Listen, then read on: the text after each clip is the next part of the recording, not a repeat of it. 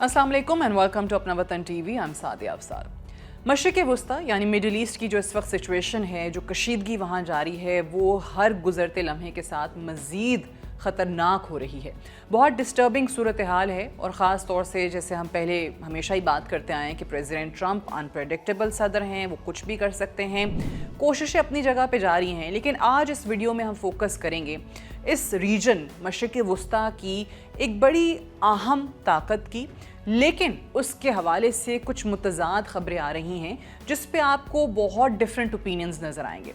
वो मुल्क है यूनाइटेड अरब एमिरेट्स, मुत्तहिदा अरब अमारात। मुत्तहिदा अरब अमारात और ईरान के ताल्लुकात माजी में भी काफ़ी कॉम्प्लिकेटेड रहे हैं, लेकिन एक फंक्शनिंग रिलेशनशिप आप कह सकते हैं कि लिमिटेड सही लेकिन चलता रहा है।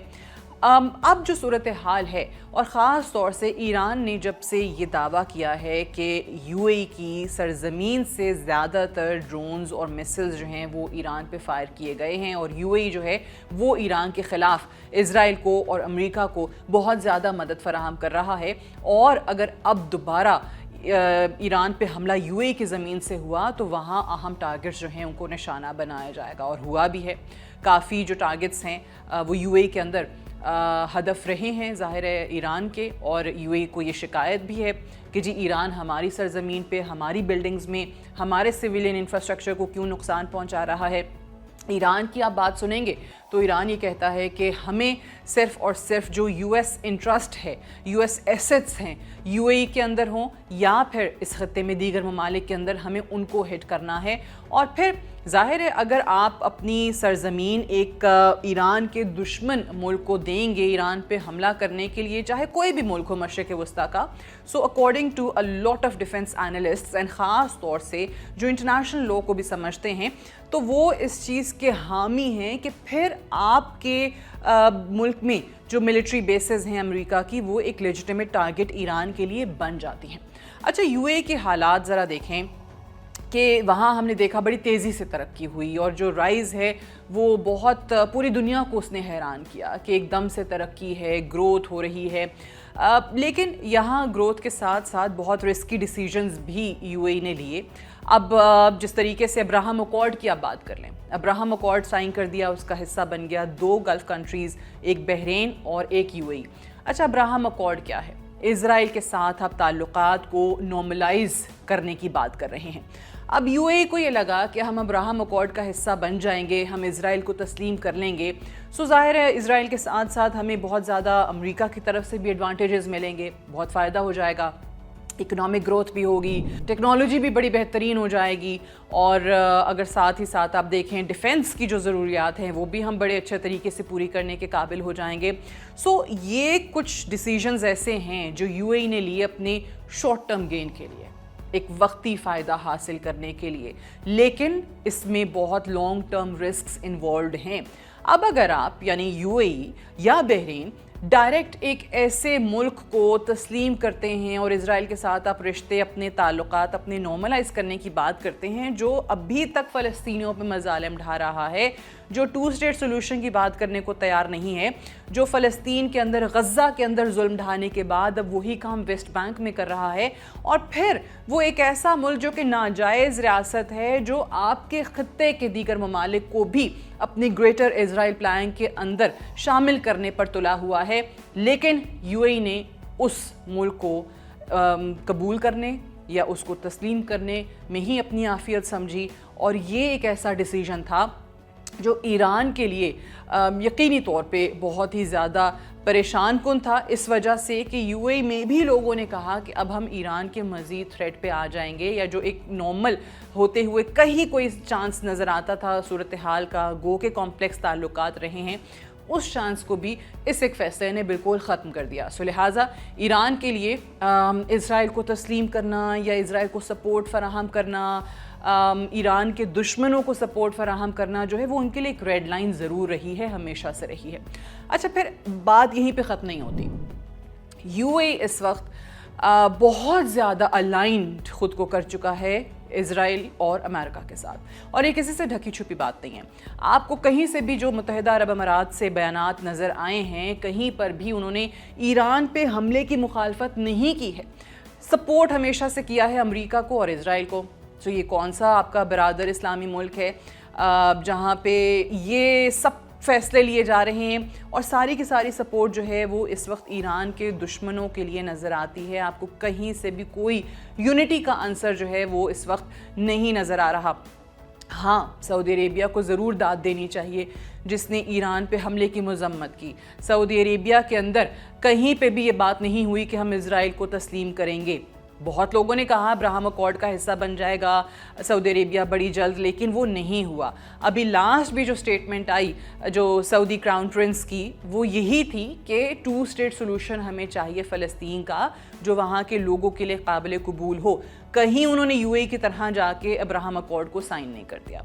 अच्छा, अब ये बड़ी इंटरेस्टिंग सूरत हाल है, बड़ी खामोश एक जंग चल रही है यूएई की, मुत्तहिदा अरब अमारात की और सऊदी अरेबिया की। दोनों ममालिक को आप एनालाइज करें तो दोनों का एक इकोनॉमिक कंपटीशन जो है वो बड़े अरसे से जारी है। जाहिर है एक रियाद और अबू धाबी जो हैं वो एक दूसरे से कम्पीट तो कर ही रहे हैं कि मुस्लिम दुनिया का, मशरिक वस्ता का लीडर कौन होगा। दोनों बनना चाहते हैं। सो इकोनॉमिक कंपटीशन बुरी बात नहीं है, अच्छी बात है, होना चाहिए। लेकिन साथ ही साथ इन अज़ाइम को लेके आपको नज़र आ रहा है कि यमन के अंदर भी सूरत हाल काफ़ी कशीदा है। अब सऊदी अरेबिया ने बाकायदा यूएई को वार्न किया था कि आप यमन के अंदर जो हुकूमत का एक ऑपोजिट, एक मुखालिफ ग्रोह है, एक ग्रुप है, उसको आप सपोर्ट कर रहे हैं, हत्ता कि जो असलहा है वो भी उसको फराहम किया जा रहा है। सो यमन के अंदर भी एक टेंशन आपको सऊदी अरेबिया और मुत्तहिदा अरब अमारात के दरमियान चलती हुई नज़र आ रही है। फिर हमने पहले ही बात कर ली कि इज़राइल और अमेरिका के बहुत करीब है यूएई, बहुत ज़्यादा उनको सपोर्ट करता है। इसी आड़ में अभी जो पिछले कुछ अरसे से हम खबरें सुन रहे हैं कि जो पाकिस्तान का किरदार है वो भी उनसे बर्दाश्त नहीं हो रहा। अच्छा, यूएई एक ऐसा मुल्क भी है बाय द वे जो शायद बहुत ज़्यादा पाकिस्तानियों को ना पता हो कि जिसको आपका पाकिस्तान का गवादर पोर्ट भी खटकता है, क्योंकि उसको लगता है कि ये हमारी इकोनॉमिक अहमियत को कम कर देगा। गवादर पोर्ट के हवाले से जो खदशात हैं वो यूएई के भी हैं, भारत के भी हैं। सो मुख्तलिफ मौक़े में आपको ये चीज़ नज़र आती है कि यूएई नहीं चाहता कि गवादर पोर्ट जो है वो इस्टेब्लिश हो। सो फिर कैसा आपका दोस्त मुल्क हुआ। अफसोस सिर्फ इतना है कि इस वक्त जो ख़बरें हैं टेंशन की, उसमें गो के कंफर्म न्यूज़ नहीं है, गो के ऑफिशियल ख़बरें नहीं हैं। हाँ, ये कि इस्लामाबाद एयरपोर्ट का मामला था, उससे यूएई विड्रॉ कर गया। फिर ख़बरें आई कि जी लोन वापस मांगा है, हमारे यहाँ से कहा गया जी वापस कर दें। फिर ये भी ख़बरें आई कि जी यूएई कह रहा है कि आप ईरान की मज़म्मत करें, आप यूएई को जो है वो प्रोटेक्ट करें, उनके पोर्ट्स को जो है वो प्रोटेक्ट करें, पाकिस्तान नेवी जो है वो उनको सपोर्ट करे। सो ये वो तमाम तर चीज़ें हैं जो पाकिस्तान के लिए काबिल कबूल नहीं है। पाकिस्तान बहुत अच्छे तरीके से सफारती तौर पे अपना किरदार अदा कर रहा है, बग़ैर फ़रीक बने इस जंग में न्यूट्रल रह के वो कोशिश कर रहा है कि किसी तरीके से मामले को डी एस्केलेशन की तरफ लेकर जाया जाए, कशीदगी कम हो। सो ये जो कुछ चीज़ें यूएई की तरफ से आपको नज़र आ रही हैं अपने शॉर्ट टर्म मफादात के लिए, ये लॉन्ग टर्मों के लिए बहुत ख़तरे का बायस भी बन सकती हैं। स्ट्रेटेजिकली यस, यूएई इम्पॉर्टेंट है, एक छोटा मुल्क है लेकिन मजबूत मुल्क है, लेकिन इसके साथ साथ खदशात हैं। स्ट्रेट ऑफ हॉर्मुज़ की अगर आप बात कर लें, तेल बंद होता है, एक तरफ अबू धाबी जो है वो आपको ऑयल पावर के तौर पे नज़र आता है, फॉरेन पॉलिसी जो है वो मिसकैलकुलेटेड है बड़े लोगों के नज़रों में। दुबई जो है वहाँ आपको इंफ्रास्ट्रक्चर नज़र आता है। सो ये बहुत सारी चीज़ें हैं जो कि यूएई को ज़ाहिर एक ख़तरे के दहाने पर लेकर आ जाती हैं, क्योंकि जियोग्राफिकली अगर आप बात करें तो एक्सपोज्ड मुल्क है, अब ईरान के करीब है, बड़ी आसानी से उनके ड्रोन्स एंड मिसाइल्स जो हैं वो यूएई पहुंच सकते हैं। ईरान ने बाकायदा तौर पे यूएई को ये वार्न किया है कि अब आपकी ज़मीन से हम पे हमले नहीं होने चाहिए, वरना अगला टारगेट आप भी हो सकते हैं। अच्छा, और दूसरा सबसे बड़ा ख़तरा ये है कि अगर मुत्तहिदा अरब अमारात इस स्टेज पे ज़ाहिर है अगर अपने फ़ायदे के लिए वो अब्राहम अकॉर्ड साइन कर सकता है, वो इज़राइल को सपोर्ट कर सकता है, वो अमेरिका को सपोर्ट कर सकता है, तो एक बहुत बड़ा चांस मौजूद है कि वो बाकायदा एक्टिवली इस वॉर को अगेंस्ट इज़राइल ज्वाइन कर ले। तो चलें, आप अगर ये करते हैं तो फिर शायद उनको ये लगता होगा कि हमारा बड़ा बेनिफिट हो जाएगा, या हम जो है वो ज़्यादा फ़ायदा मिलिटारीली टेक्नोलॉजी वाइज हासिल कर लेंगे, अमेरिका से इज़राइल से थोड़ा इकॉनमी में और मदद मिल जाएगी। लेकिन आप लॉन्ग टर्म इस मुल्क के साथ, अपने मुल्क के साथ जो हैं वो बहुत नाइंसाफ़ी कर रहे होंगे, और बहुत ज़्यादा ईरान के निशाने पर आप अपने मुल्क को بیسکلی لا کے رکھ دیں گے. سو یہ کیا اسمارٹ موو ہوگی, اس پہ بھی سوال ہیں. صرف جیسے میں نے پہلے کہا تھا کہ ہمیں افسوس ایک چیز پہ ہے, اور وہ یہ ہے کہ وہاں پہ ظاہر ہے بہت زیادہ پاکستانی بستے ہیں. تقریباً 16 سے 18 لاکھ پاکستانی جو ہیں وہ یو اے میں کام کر رہے ہیں. زیادہ تر مزدور طبقہ ہے, آپ کو لیبر جو ہیں وہ بہت زیادہ نظر آتے ہیں وہاں. سو ان کے لیے مشکلات بہت ہو جائیں گی. پھر پاکستان کو بھی اکنامکلی اس کا نقصان ہوگا اگر وہ 17-18 لاکھ لوگ جو ہیں وہ اپنے گھروں میں واپس پیسہ بھجواتے ہیں, ریمیٹنسز بھجواتے ہیں, پاکستان کی اکانومی کو ہیلپ آؤٹ کرتے ہیں, تو وہ سلسلہ بھی بند ہو جائے گا. لیکن اس وقت سب سے بڑی بات جو ہے وہ آپ اپنے اصولوں پر, اپنے نظریات پہ کھڑے رہیں. پاکستان جو سفارتی طور پہ کام کر رہا ہے وہ اس کو ویسے ہی جاری رکھے, اور شاید پاکستان جو کہ ہمیشہ سے بیلنس کرتا آیا ہے, ایک بیلنسنگ ایکٹ اپنائے رکھا ہے. اس نے ایران کے ساتھ بھی اچھے تعلقات, سعودی عربیہ کے ساتھ بھی اچھے تعلقات, اور یو اے کے ساتھ بھی اچھے تعلقات. اگر کہیں یو اے کی طرف سے واقعی وہ کردار جس کا خطرہ بہت لوگ محسوس کر رہے ہیں وہ کردار اپنایا جاتا ہے, تو کیا پاکستان کے لیے بیلنسنگ ایکٹ رکھنا مشکل ہو جائے گا؟ کیا وقت آ گیا ہے کہ پاکستان کو سائڈز جو ہیں وہ چوز کر لینی چاہیے, جیسے سعودی عربیہ اور یو اے کا بھی آپس میں اب آپ کو بہت رفت جو ہے بڑھتی ہوئی دکھائی دے رہی ہے, یا پاکستان جو ہے وہ اسی طریقے سے جو کام کر رہا ہے وہ جاری رکھے؟ اور یو اے کی طرف سے کیا یہ اسمارٹ موو ہے یا کوئی غیر دانشمندانہ فیصلہ؟ Do let me know in the comment section. Thank you so much for watching.